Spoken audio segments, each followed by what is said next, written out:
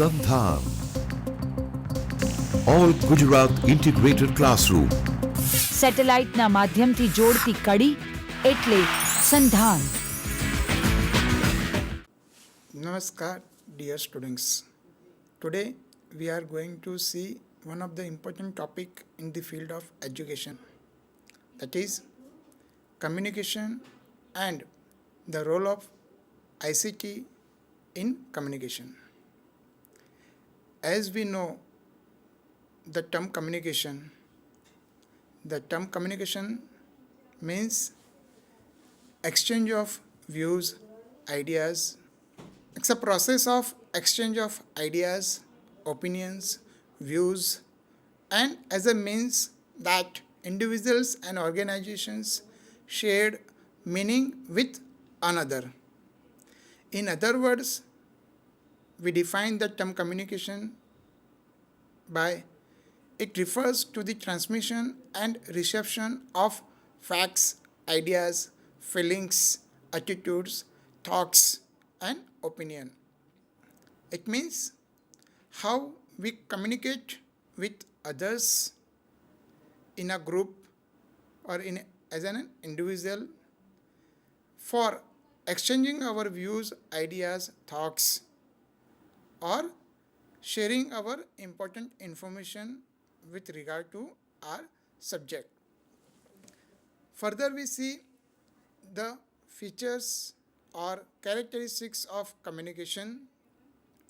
The main characteristics of communications are interchange of information.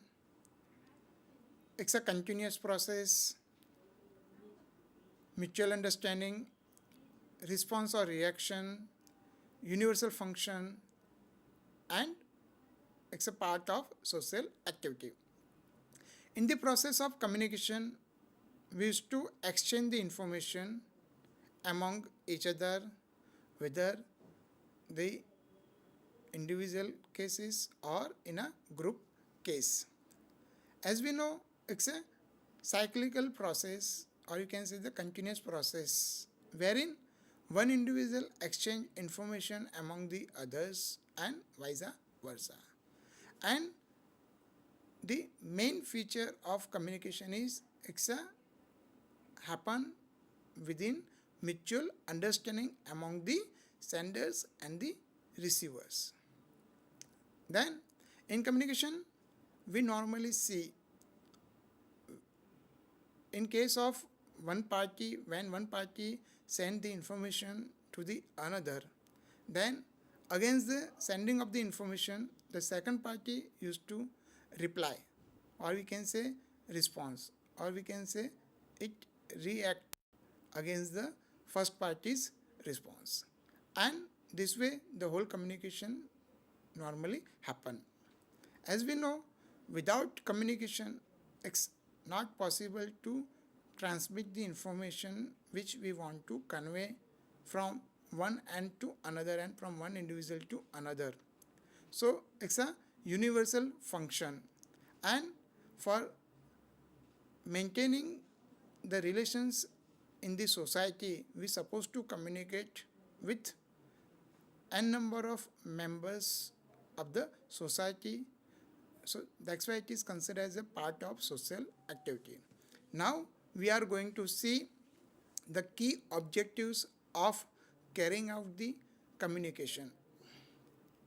Here the listed objectives of communication, like to inform, to educate, to motivate, to integrate, to relate, to promote, and to entertain. These are the prime objectives of communication, wherein the purpose of communication gets served by informing the second party about what the first party want to convey, what the first party want to tell to the second party. Then to motivate the second party to do the way the particular work is carried out.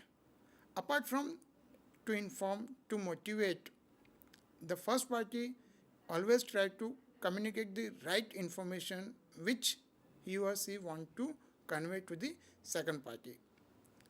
So in communication, directly or indirectly, the purpose gets served about whatever information the first party want to pass to the second party, and against that whatever the second party respond as a part of the first party's information that get fulfilled.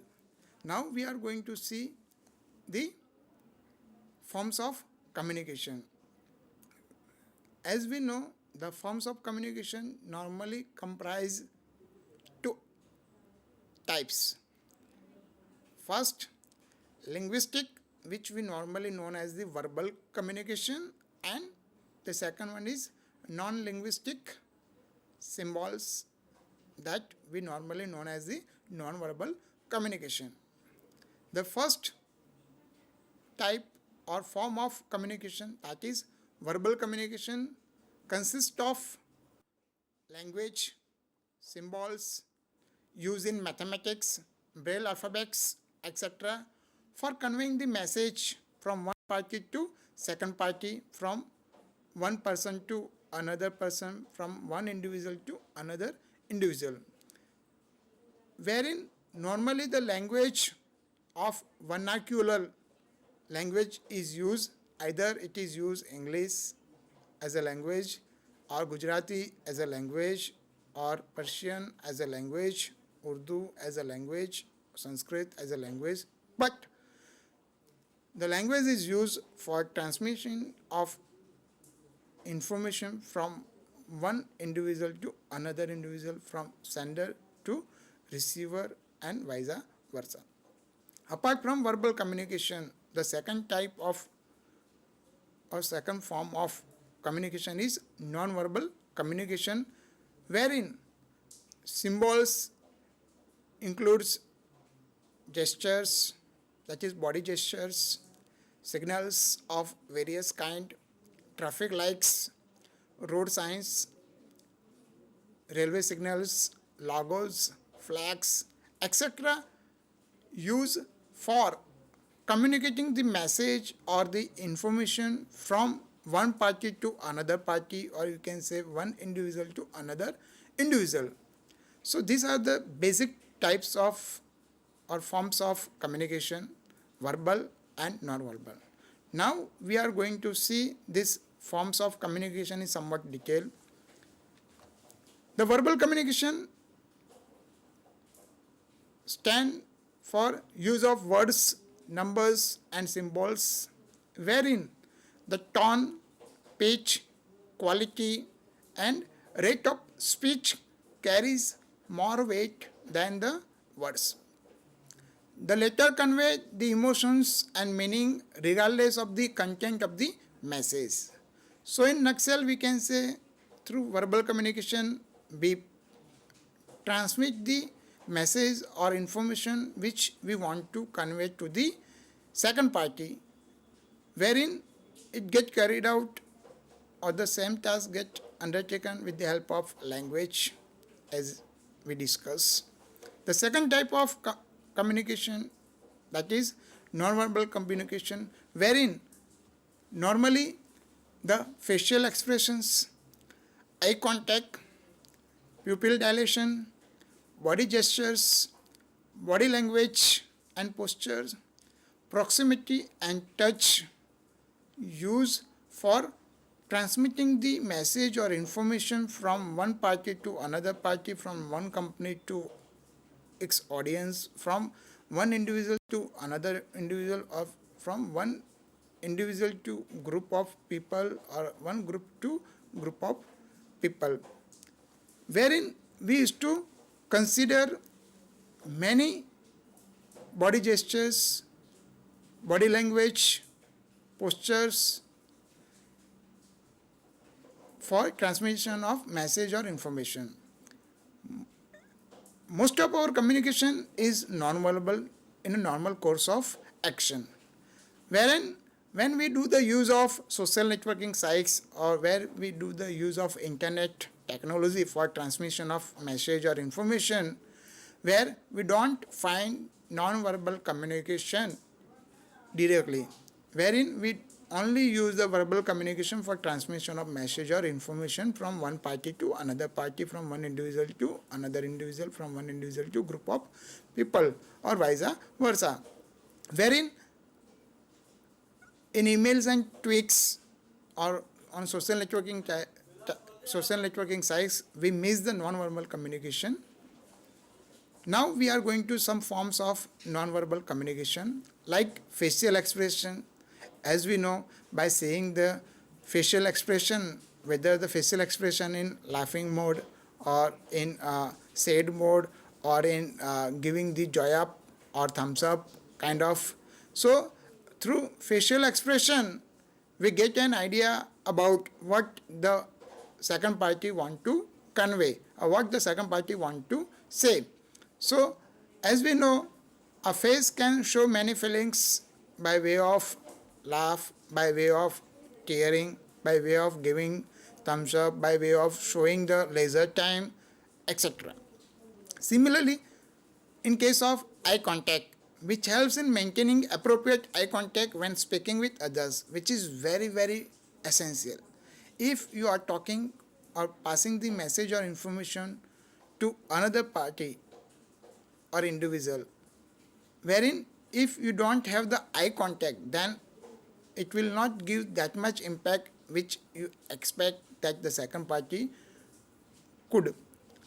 Then another form of non-verbal communication, that is gestures and body language, wherein we used to give the best of symbols or the thumbs up symbols or the kind of symbols through which we want to convey the message to the second party that we are with you, we are against with you, we are not happy with your work, and so on, through which we try to convey the message to the second party about the feeling or the experience, the message which the first party want to pass to the other. Then we are going to see the heart of the communication, that is the process of communication. The process of communication consists of various stakeholders like sender and receiver, wherein the sender want to pass the message through a channel of communication to the receiver about what he or she want to convey or pass the message or pass the information from one end to second end. So as we are seeing over here in pictorial form, wherein the sender sending the message through a channel of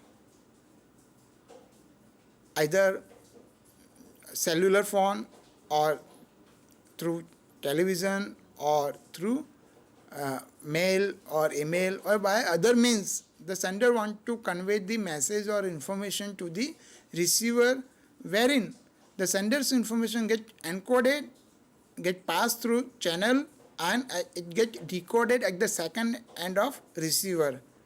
Based on the recipient and the understanding of the recipient, receiver used to give the feedback against whatever information or message sent by the sender. So in feedback,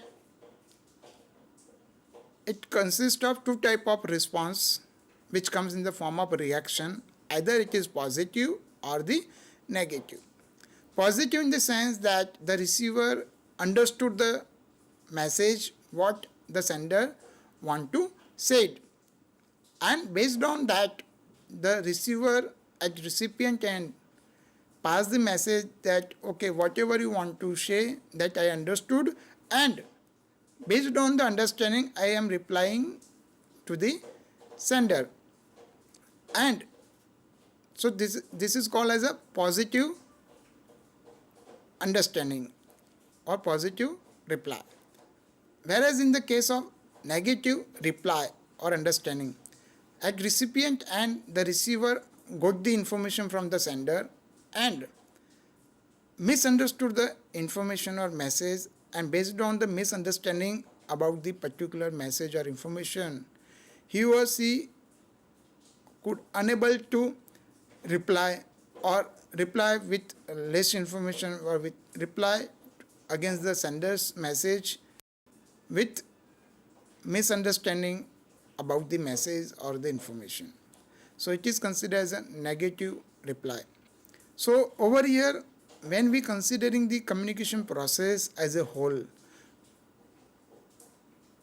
in that case we have to consider that whatever information or the message the sender want to convey, that get passed through a proper channel and it get encoded at the second end in a original form, which get encoded by sender while sending the information. So at the recipient end, the same information get decoded in a right form and it get understood in a right sense by the recipient, and based on the right understanding, the receiver has to give the right feedback to the sender. So this is the whole communication process which normally carried out in between one, two or more parties among each other. Now we are going to see the key elements of communication. As we covered in the communication process, the key elements of communication are sender, receiver, encoding at sender end, decoding at the receiver end, channel through which the information or the message get passed, the action by recipient at receivers at recipient end against the message or information from the sender, which comes in the form of feedback, and the important element of communication, that is message, that what message or information the sender want to convey to the receiver. So these are the